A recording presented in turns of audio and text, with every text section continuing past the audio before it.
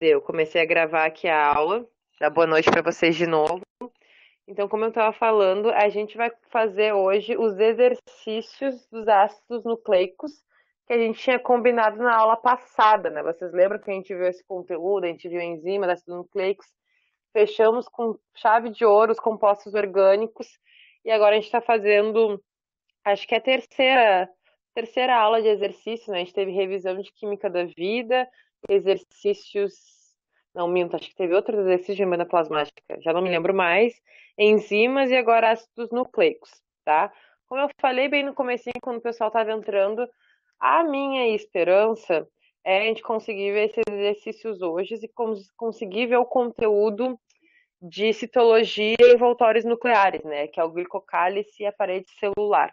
Tá bem curtinha a aula, bem resumidinha, só para a gente conseguir visualizar esses dois conteúdos para a gente dar continuidade, porque daí na próxima ainda da próxima aula, o meu plano é a gente começar a ver transporte passivo e ativo da membrana, difusão, osmose, enfim. Certo, pessoal? Então vamos começar a ler aqui os exercícios juntos. Não sei se vocês conseguiram fazer, eram três, né? Mas ficou um pouco em cima do laço, então se não fizeram, não tem problema nenhum, a gente vai conversando juntos. Então vamos lá, exercícios ácidos nucleicos. Questão da URGS número 1.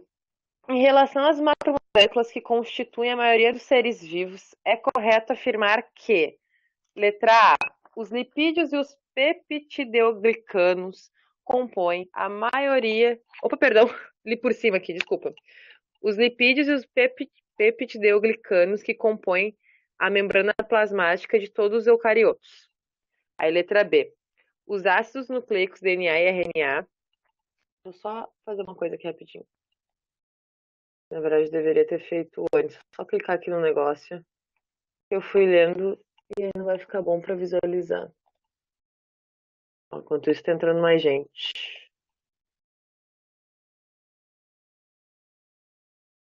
Boa noite, Pedro.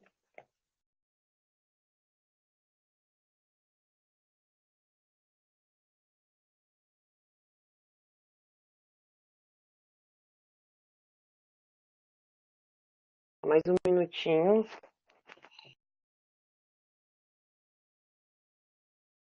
Viu? Agora foi. Tá, vou ler de novo com vocês, tá, pessoal? Número 1. Em relação às macromoléculas que constituem a maioria dos seres vivos, é correto afirmar que, letra A, os lipídios e os peptideoglicanos compõem a membrana plasmática de todos os eucariotos. Pessoal, tá, lipídios, né? A gente tem que ver a relação das macromoléculas que constituem a maioria dos seres vivos. Então, a gente está vendo, então, alguma parte do que a gente já viu na bioquímica que consegue se encontrar em todos os seres vivos. Então, é algo em comum entre os seres vivos, sem especificar nada, se é do reino vegetal, se é do reino animal, se é dos fungos, enfim, é algo que se assemelha perante os seres vivos da relação das macromoléculas, ou a gente pode também chamar de polímeros, certo? E na letra A, a gente já tem uma palavra diferente. É uma palavra que a gente se assusta, que é peptideoglicanos. Certo, pessoal? Nada mais é que constituintes da parede celular, tá? De bactérias. A gente pode também chamar o peptideoglicanos como mureína, certo? Que é esse polímero que tem um açúcar somado com aminoácido. É como se tivesse um revestimento de malha, certo? Sobre essa membrana plasmática, sobre esse revestimento celular, tá? A gente não chegou a ver essa palavra porque ele talvez não esteja dentro de uma grande maioria, numa gama dos seres vivos. Talvez ele não seja algum revestimento que se encontre em todos os seres vivos, que é essa relação desses polímeros, até porque ele parece ter uma característica menor do que os demais, né? Por exemplo, de monômeros, de unidades desses polímeros que a gente já, já estudou. Aí na letra B, os ácidos nucleicos DNA e RNA são formados por várias unidades chamadas de nucleotídeos. Parece bem coerente, né? fala dos ácidos nucleicos, fala da questão do DNA e RNA e fala que são chamados de nucleotídeos, né? Essas unidades dentro dessas macromoléculas. Deixa eu ver se alguém falou alguma coisa. Pessoal, vocês conseguiram fazer essa questão? Vão colocando aqui o que vocês acham dessas alternativas que eu tô lendo, tá? Enquanto eu vou lendo aqui junto com vocês. Aí na letra C, o glicogênio e o amido são polissacarídeos produzidos pelas células vegetais. Aqui na letra C, a gente já encontra o primeiro pega-ratão, né? O primeiro destrator desta questão. Porque glicogênio e amido não são, os dois, no caso, encontrados em células vegetais. Na verdade, somente o amido é encontrado. O glicogênio é um polissacarídeo que a gente encontra no reino no reino animal, né? Nas células animais. Então, aqui a gente já vê o primeiro erro, né? O primeiro equívoco das afirmações que correspondem às maiorias dos seres vivos. Os triglicerídeos e os polissacarídeos são carboidratos. E aí, pessoal, o que vocês acham da letra D aqui? Ó, a Jéssica colocou que ela acha que é a letra D. Então, quem é que é os triglicerídeos? Quem são eles? Alguém consegue falar quem são os triglicerídeos? Ó, a Jéssica falou que tá com dúvida nos triglicerídeos. Pessoal, os triglicerídeos são componentes dos lipídios, correspondentes às gorduras e os óleos. Então, a afirmativa dessa acepção da letra D, que os triglicerídeos e polissacarídeos são carboidratos, não é uma verdade. Porque um polissacarídeo pode ser uma celulose, pode ser o amido, por exemplo, mas não tem como ser um triglicerídeo porque ele é um composto lipídico, certo? Que entra gorduras e óleos. Na letra E, a gente tem as enzimas e os esteroides são proteínas. Lembram daquele macete? Toda enzima é uma proteína, mas nem toda proteína é uma enzima. Então é correto afirmar que uma enzima pode sim ser uma proteína, então isso não teria nenhum problema, a não ser se não tivesse escrito esteroides, certo? Os esteroides também, assim como os triglicerídeos, fazem parte de algum grupo dos compostos lipídicos, certo? Lembra que a gente visualizou isso na nossa aula de lipídios? Esteroides, carotenoides, triglicerídeos, aí bifurcavam os triglicerídeos em outras nomenclaturas, enfim, outros nomes. Então, também faz parte dos lipídios. Percebam que essa questão da URGS, e ela é uma questão recente, não me lembro exatamente o ano, mas é uma questão mentira, lembro sim, 2018. Fui falando e me lembrei. URGS 2018, então é uma questão bem recente, e percebam, né, cai bastante tudo que a gente viu de composto orgânico até hoje, certo? Então é muito importante saber esses pequenos conceitos, nem só pequenos conceitos, mas sim esses grupos que a gente visualiza dentro desses compostos, né? Por exemplo, ali, peptideoglicanos, né? Ou mureína, poderia ser chamada, é um sinônimo, poderia ter essa palavra. Esse conceito, ele é bem específico lá do conteúdo dos realmente seres vivos mais basais, né? Que a gente vê lá em bactérias. E nem toda bactéria, né? Que as arqueobactérias não têm esse revestimento dos peptideoglicanos. Então, já é um conceito de diferencial. Mas caso não soubesse, poderia ir por eliminação da C, da D e a E. Aí poderia ficar entre A e B, refletir sobre a vida. Mas pensar, uma dica que eu dou para vocês, tá? Quando vocês não sabem algum conceito, vocês não lembram, primeiro, façam a eliminatória das alternativas. Feito isso, né, a gente iria eliminar a C, a D e a E, teria a A e a B para ficar pensando. Leiam bastante, e se vocês realmente não conseguem recordar ou encaixar algum conceito, vão na que vocês acham mais próxima de ser a correta, que no caso aqui seria a letra B. Seria não, né? É a letra B, certo?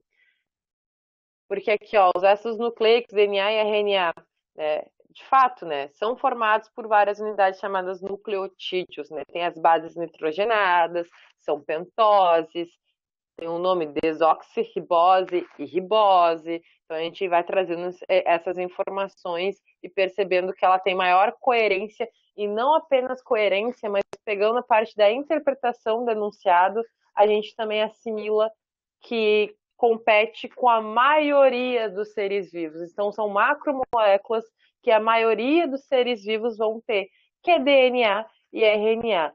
O único ser que não vai ter este DNA, né, DNA e RNA, vai ser um ser que não é considerado vida, que é um vírus, né? Então a gente nem considera essa possibilidade, por exemplo. Mas enfim, só indo mais além, né? Só filosofando aqui na questão para ir pensando como é que a gente poderia resolver ela, né?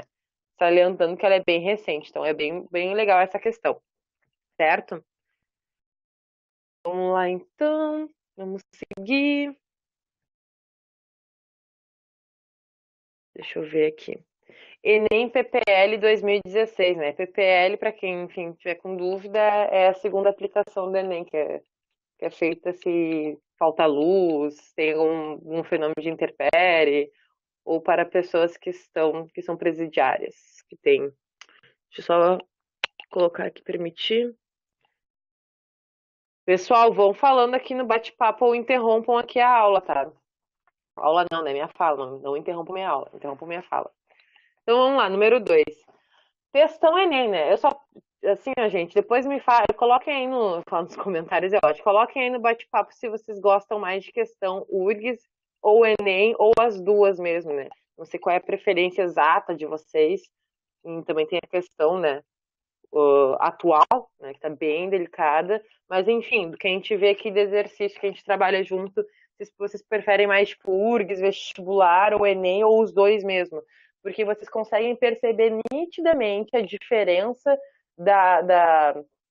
de cada enunciado, de cada abordagem de determinado conteúdo, né? A URGS é muito direta. É isso. É composto orgânico, bererê, barará, é isso. E o Enem vai contar toda uma história, vai trazer um versículo da Bíblia para a gente ficar lendo, certo? E essa questão, e outra coisa, alguém que abriu essa questão, essa do Enem, a Jéssica botou ambos. Essa questão 2 em específico, vocês acharam ela mais difícil? Coloquem aqui. Ou, enfim, depois que eu ler a questão, vocês me falem se vocês acharam ela difícil. Então, vamos lá. Em 1950, eu vou ler da forma que eu acho que é, dentro da minha cabeça. Erwin, ou Erin, não sei, Chargaff, não faço ideia, enfim, esse cientista e colaboradores estudavam a composição química do DNA e observaram que a quantidade de adenina é igual a de timina e a quantidade de guanina é igual a de citosina, na grande maioria das duplas fitas de DNA. Em outras palavras, esses cientistas descobriram que o total de purinas, que é A mais G, e o total de pirimidinas, C mais T, eram iguais. Um professor trabalhou esses conceitos em sala de aula e apresentou como exemplo uma fita simples de DNA com adeninas, timinas, guaninas e citosinas. Qual a quantidade de cada um dos nucleotídeos quando considerada a dupla fita de DNA formada pela fita simples, exemplificada pelo professor? Pessoal, interajam, falem comigo. Ó, o Matheus aqui vai se pronunciar. Pessoal, falem, digitem aí. E se só eu só tô aqui falando e vocês não estão aí, eu nem fico mais. O que vocês acharam dessa questão? Vocês conseguiram fazer ela? Conseguiram entender? Porque é uma questão que eu, particularmente, né, do meu olhar de professora, acho que ela tem que ter uma pensada. No caso, que ela é intermediária. Tem fácil, intermediário, né, que é mais ou menos, e difícil. Não coloco como difícil, mas intermediária, confusa. Concordo, Jéssica, porque o Enem não só te cansa, como também ele dá muita informação e a gente acaba nem sabendo mais do que está falando, né? De tanta coisa que tem informação.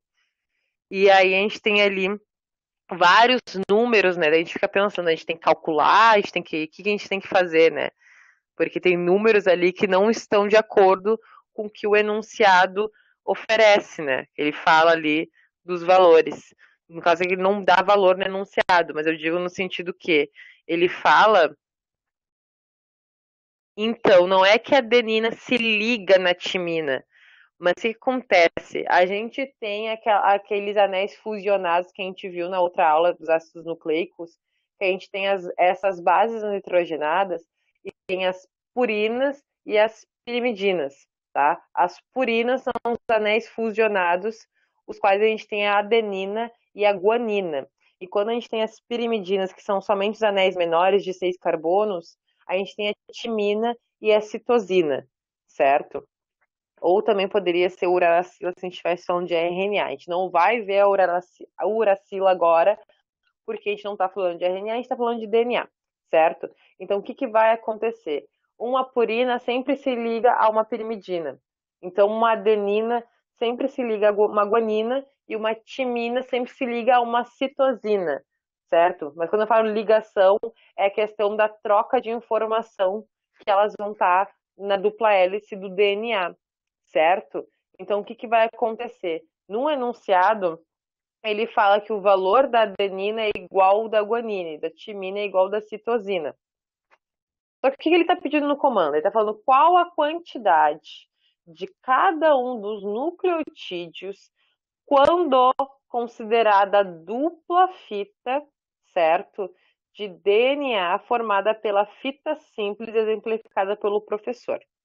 Então, o que, que a gente vai pensar para conseguir resolver essa questão? Isso aqui, esse dois pontos, é como se fosse. É o igual ali, o aproximadamente, certo? Então, o que, que vai acontecer? Ele está falando que, lá antes aqui, ele pega e fala que A é mais G, que é adenina mais guanina, que são as purinas, e as pirimidinas é C mais T, certo? Então, a gente tem uma pequena fórmula aqui no enunciado.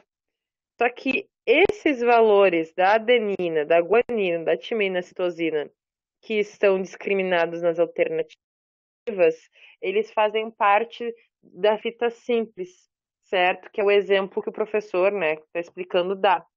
Só que o comando da questão pergunta quando é da quantidade dos nucleotídeos quando considerada dupla fita. Então a gente tem que considerar a dupla fita. Então, se eu tenho 20 de adenina e 25 de timina num lado de uma fita, em uma extremidade, numa fita simples, na outra fita eu preciso ter o contrário, né, que é a troca. Então, se eu tinha 20 de adenina numa fita, eu vou ter 25. E se eu tinha 25 numa timina, eu vou ter 20. Vocês conseguiram entender esse raciocínio? Porque se eu tenho uma fita aqui e uma fita aqui, eu tenho 20 aqui, eu tenho 25 aqui, quando eu for fazer esse movimento da dupla de se ligar, eu inverto os valores. Mas na verdade eles sempre vão ser iguais, tá? Eles não vão se alterar, porque eles vão estar só se trocando. Lembram? 5 linha, 3 linha, 5 linha, 3 linha da dupla hélice que eles vão se conectando? Então esses valores vão se encontrando conforme a demanda dessas bases, no caso que é A mais G e T mais C, certo?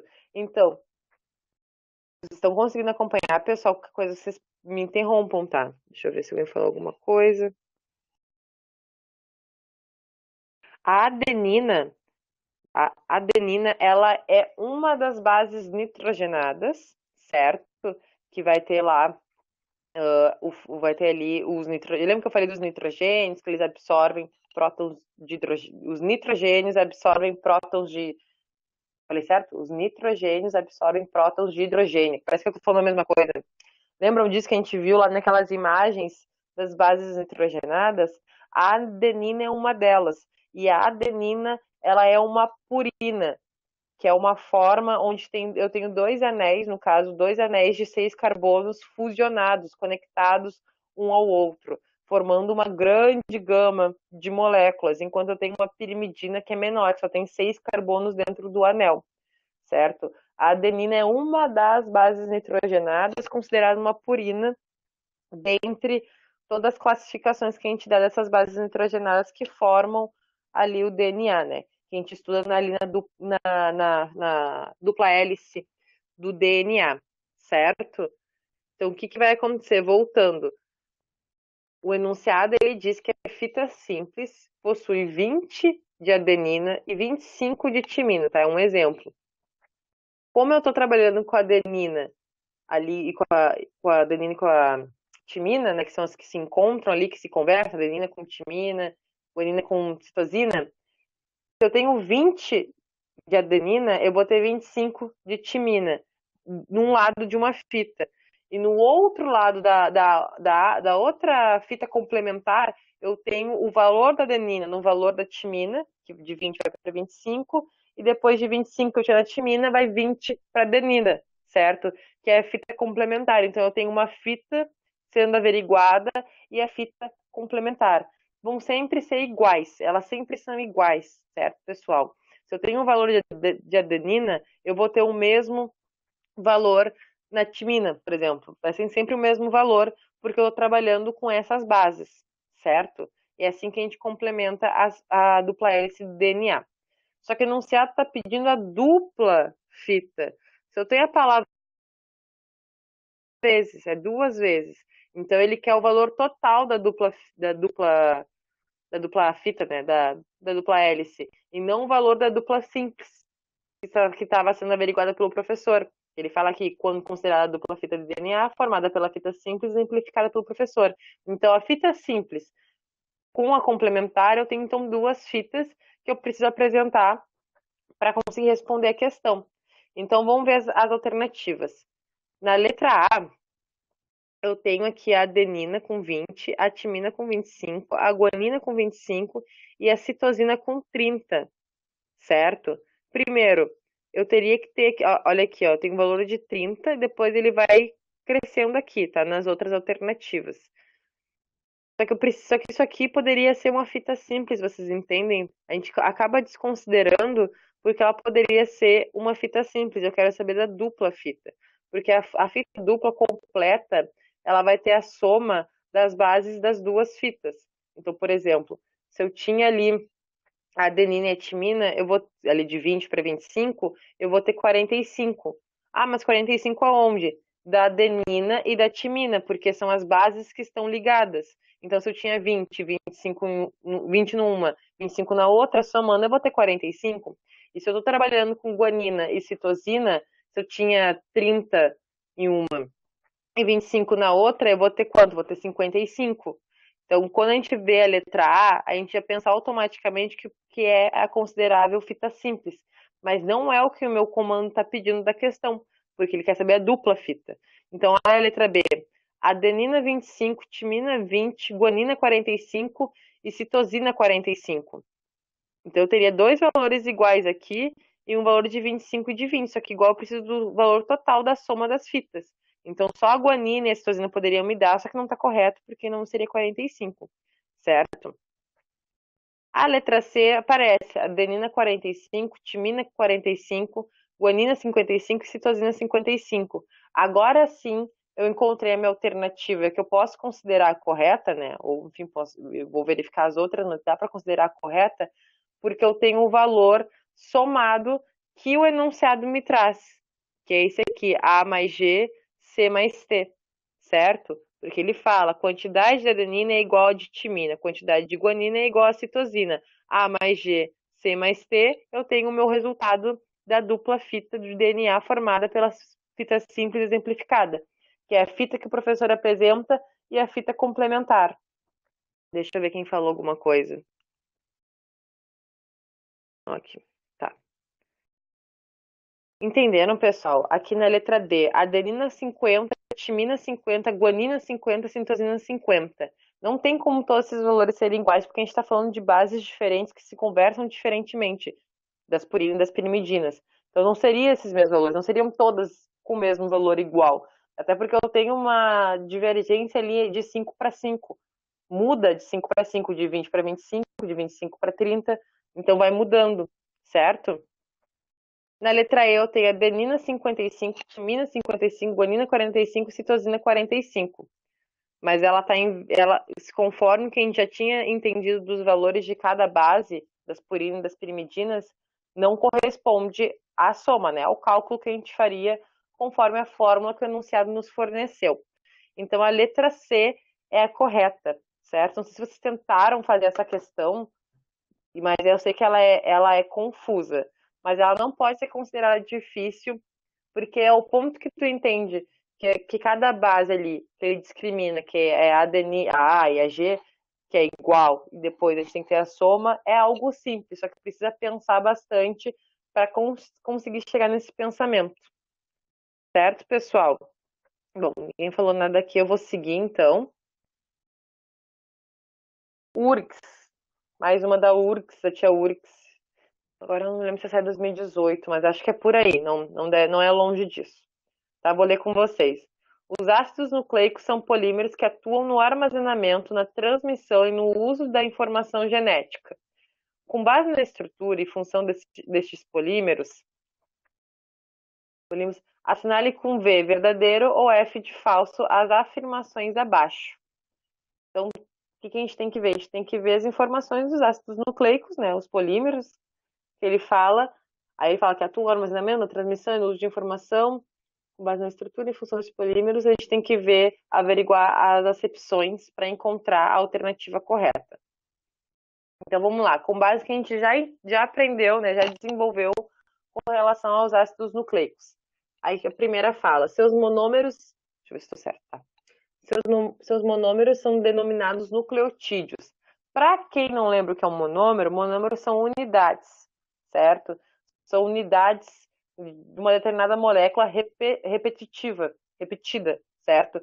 Então, se eu tenho, por exemplo, um oligosacarídeo, eu tenho de 2 a 20 monômeros, eu tenho de 2 a 20 unidades repetidas de moléculas iguais que formam uma cadeia carbonata, certo? A gente vê, para quem ainda fica com dúvida, às vezes esquece, tá na minha aula de carboidratos, certo? Que eu falo que cada monômero, cada termo, oligosacarídeo, polissacarídeo, disacarídeo, enfim. Então, são monômeros denominados nucleotídeos. No próprio enunciado, eu já vejo ali que polímeros é considerado, né, a formação de vários monômeros. Então, o próprio enunciado já me afirma que são polímeros, já me afirma essas macromoléculas. Então, dessa forma, eu já consigo pegar a primeira verdadeira ali, certo? Já consigo analisar, vou ver aqui as alternativas certinho. Eu já consigo averiguar que ela pode ser verdadeira, porque já está me confirmando que os monômeros são denominados nucleotídeos, né? São essas pequenas unidades repetidas de informação, né, das moléculas, certo? Então a gente pode considerar verdadeira, mas a gente vai vendo depois as alternativas. Depois a próxima. Seus monômeros estão unidos por meio de ligações fosfodiésteres. Meu Deus, né? O que será essa palavra? Nunca vi. O que vai acontecer, tá? Por que essa palavra ela aparece?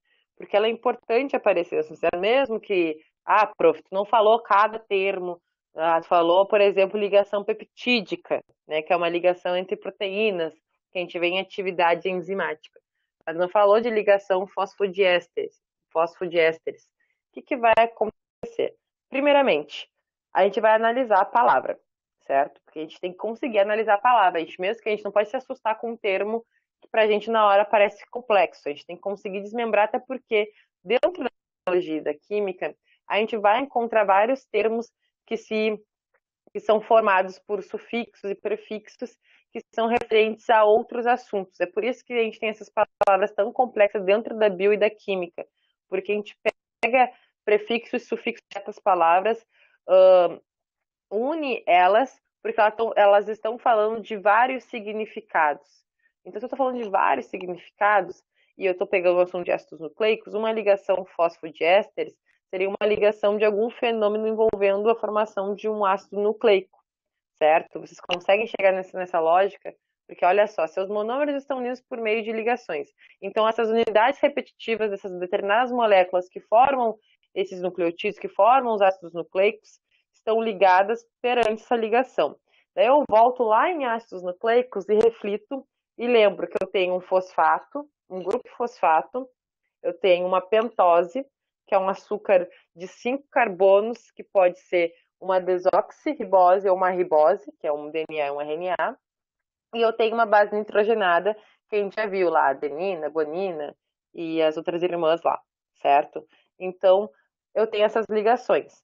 Dentro desse ácido eu tenho fosfato, então faz sentido eu ter uma ligação de fósforo, né? Fósforo, de fosfato, né? Porque eu tenho dentro da formação desse ácido nucleico. Éster é a ligação que a gente vê dentro dos compostos orgânicos. Lembra que a gente vê bastante éster, que a gente vê álcool, a gente vê ácido graxo, que a gente vê essas ligações, a gente denominava ali qual que era qual, e assim a gente enxergava dentro das estruturas químicas que a gente via ali nas fórmulas estruturais. Lembram disso que a gente viu muito em proteína, por exemplo? Em lipídios a gente viu muito isso também, principalmente em lipídios, né? Que dá para ver ali na outra aula. A gente viu bastante sobre isso. Então, é a união do fosfato com as ligações de éster que a gente vê em compostos orgânicos. Então, sim, seus monômeros, ou seja, suas unidades repetitivas, estão unidos por meio de uma ligação, que eu tenho um grupo fosfato e uma ligação de éster, certo? Prof, mas ficou confuso, eu ainda estou com dúvida. Fosfodiéster é um tipo de ligação covalente, certo? Ligação covalente é feito quando eu tenho aquelas cargas negativas, lembra? Feita só por cargas negativas? Então, eu tenho um tipo de ligação covalente que é produzida por muitos grupos, 500 grupos. Dentre eles, uma hidroxila, um grupo fosfato, que encontra uma outra molécula que tem uma hidroxila e um fosfato. Lembram que lá em ácidos nucleicos, a gente fala do grupo fosfato e quem é hidroxila? É aquela conjuntura de OH, né? Onde eu tenho o DNA, que é o desóxido que perde oxigênio, e o açúcar da pentose ribose, que eu tenho o oxigênio junto com o hidrogênio, certo? Então, dentro dessa ligação, eu tenho fosfato e hidroxila, fosfato e hidroxila. E aí, de novo, eu vou ter essa ligação éster e ela vai unir dois nucleotídeos, certo? Ela faz a ligação dos nucleotídeos porque ele reconhece um fosfato e uma hidroxila. É como se ele conseguisse fazer a ligação entre a 5' e 3' do DNA e a 3' e 5' do RNA. Certo, pessoal? Qualquer coisa, repito, né? Porque às vezes vocês pegam e vocês se somem, vocês acabam se desestimulando quando percebem alguma, alguma confusão, quando a biologia começa a ficar um pouco mais complexa, tá? Mas a gente consegue voltar, certo? Qualquer coisa se você não entender. Então a gente vai considerar essa segunda acepção, né, essa proposição, na verdade, correta, né? Ela vai ser verdadeira. Então já marquem verdadeiro na primeira, verdadeiro na segunda. Agora para a terceira. Suas bases nitrogenadas estão diretamente ligadas aos fosfatos. O que vocês acham dessa? Vou parar aqui um pouco de falar e quero ver vocês respondendo aqui no bate-papo.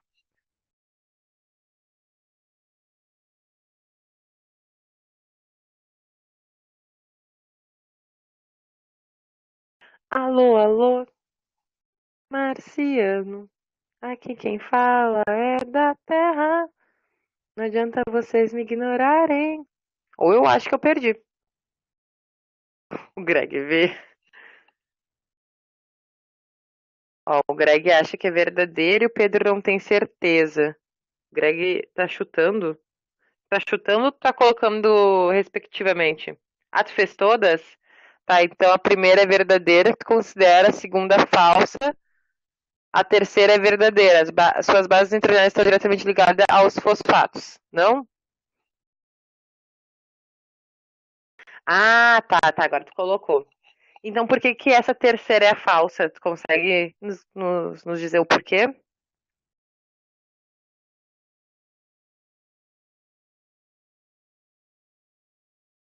Ó, Greg, aqui, ó.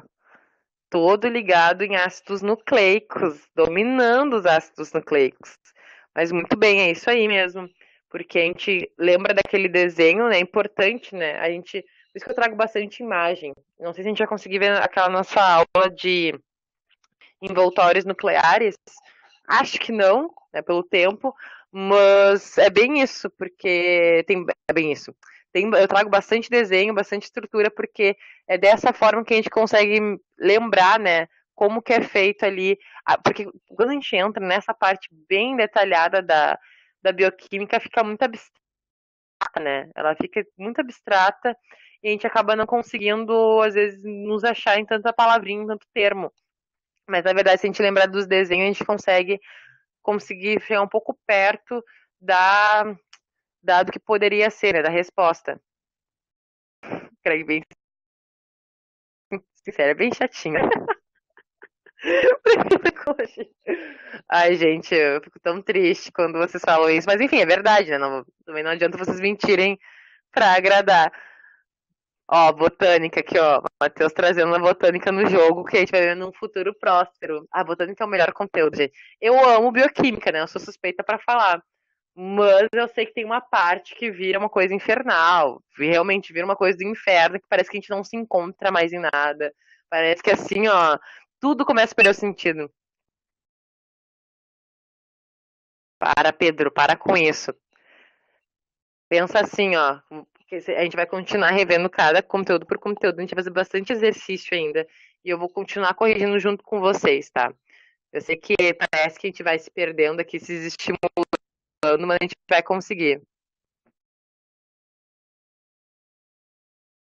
Ai, Jéssica!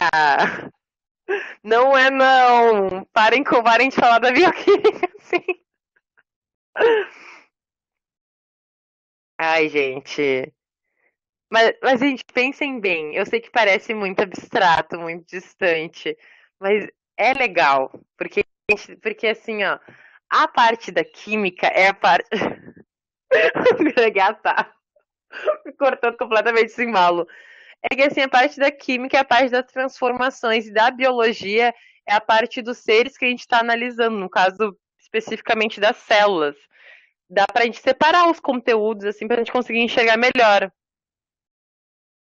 Não, é muita coisa, isso eu concordo. É muita coisa, muita coisa. E é muito processo, né? E a parte ali da química que eu acho legal que cada processo desencadeia numa outra. Só que daí a gente tem que trazer toda a parte da biologia, né? Para conseguir entender aonde a gente está vendo essas transformações, aonde elas acontecem. Mas enfim, bom, pelo menos o Greg ali fez e tá certo ali que tu colocou, tá? As duas primeiras verdadeiras, a terceira falsa e a última verdadeira. No caso, né, que ele falou das pentose, a gente tem ali a base nitrogenada. Primeiro a gente tem o fosfato, a pentose e a base nitrogenada. Então, no caso, a pentose, né, os cinco carbonos ali, ele que se conecta no lado de um grupo fosfato e no outro em alguma determinada base nitrogenada, que pode ser qualquer uma, dentro das purinas e das pirimidinas. E a última, que eu já falei que é verdadeira, né, mas enfim, suas bases nitrogenadas podem ser púricas ou pirimidicas. Eu não gosto de falar com C, púricas e pirimidicas, que parece que não, da dicção não sai. Eu prefiro falar purinas e pirimidinas. Isso aqui a gente já viu 10 vezes, né? Então essa aqui é a mais tranquila da gente observar. Deixa eu voltar aqui para deixar o bate-papo aberto. Então aqui, pessoal, a sequência correta do preenchimento dos parênteses de cima para baixo é, vamos direto no que a gente já sabe, né? A letra A mesmo, né? As duas primeiras proposições verdadeiras, a terceira falsa e a última verdadeira. Né? A URGS ama dar essas proposições, né, de verdadeiro ou falso, ou assinale a correta, primeira, segunda, terceira, quarta, quinta. Ela gosta bastante porque ela é muito mais objetiva, muito mais direta do que o Enem, que é muito mais de contemplar um contexto, né? Pessoal, olha só, acho que não vai rolar, né? Já vamos para 40 minutos daqui a pouco de aula, acho que não vai rolar trazer um novo conteúdo, né? Apesar dele ser rapidinho, se vocês querem também, vocês querem já ver matar o conteúdo ou vocês preferem, porque vocês vão deixar envoltórios nucleares, a gente vai ver glicocálice e parede celular. O que vocês acham? Vocês acham que a gente já mata aqui o conteúdo ou a gente. Porque eu também quero saber aonde vocês estão com dúvida, né? Eu percebi que vocês não conseguiram fazer. Tudo bem que, enfim, demorou para ir os exercícios, né? Mas, de qualquer forma, vocês estão sentindo muita dificuldade ou é especificamente ácidos nucleicos, né? Porque eu acredito que os outros compostos que a gente observou já tinha conseguido, né? Já estava bem desenvolvido.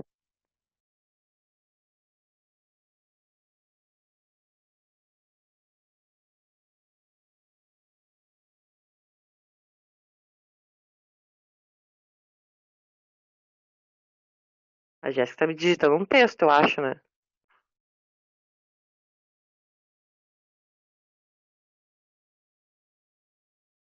Eu acho que os ácidos nucleicos são um pouquinho mais complexos, né? Bom, eu ia trazer, retomar ali membrana plasmática, porque daí a gente vai começar a aprofundar, mas sabe o que eu vou fazer? Eu acho que eu vou deixar o ácidos nucleicos fluir um pouco na cabecinha de vocês. Vou ver se eu faço uma outra lista de exercício. O que que vocês acham? Pra gente ver. Porque daí, sabe o que a gente pode fazer? A gente pode ver envoltórios nucleares, já ir para transporte passivo e ativo. E aí eu faço uma lista bem maior de exercícios, a gente faz um por um. Tipo, eu faço 10 exercícios. O que que vocês acham?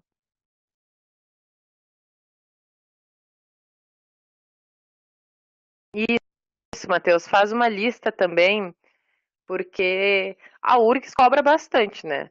Eu vi em uns outros vestibulares, mas eu vi que a URGS é mais a URGS. Enem nem tanto, né? Então a gente fica combinando assim, pode ser? A gente faz essa lista maior, mas a gente avança o conteúdo, até porque senão a gente também não pode parar em cada aula para fazer exercício, senão vai ficar acumulado muita coisa, né? A gente acaba cortando muita. Cortando, na verdade, não, né? A gente acaba aumentando, né? Certo, então, Daniel, Pedro, Jéssica, tá. Certo, então. Greg, vamos ter que segurar então um pouco o conteúdo e a gente traz, eu trago aí na próxima aula o que a gente vai fazer. A gente vai ver só teoria, tá? A gente não vai ver exercício. A gente vai fazer só teoria, tá? E aí eu vou deixar uma lista de exercícios para vocês, o Matheus também vai fazer, vocês tentem fazer. Então tentem desenvolver essa parte tanto de ácido nucleico quanto de transporte e envoltórios nucleares, porque vai começar a cada vez mais a gente vai começar a aprofundar, certo? O conteúdo. Então, se vocês já estão sentindo um pouco mais de dificuldade em ácidos nucleicos, é importante que vocês consigam revisar, consigam se sentir um pouco mais confiantes com relação a isso, para que a gente possa aprofundar cada vez mais, certo? Que a gente vai entrar cada vez mais, a gente vai acabar cada vez mais próximo da química, na realidade, né? Mas enfim, certo, pessoal? Então por hoje é isso, tá? Qualquer, se vocês tiverem mais alguma dúvida, vocês me chamem e chamem o Matheus, né? Ou chamem o Matheus. Deem um feedback da aula também, né? Falem como vocês estão se sentindo sempre, se vocês estão sentindo que tá corrido, se tá tranquilo, se não tá, porque daí a gente vai, eu vou moldando a aula conforme o ritmo, tá? E é isso então, pessoal. Boa noite para vocês, bom descanso. Até a próxima quinta-feira. Tchau, pessoal. Até quinta. Capaz, João. Obrigada a você pela presença. Boa noite, Jéssica. Boa noite, Pedro. Boa noite, Greg. Boa noite, Eduarda. Boa noite, Daniel.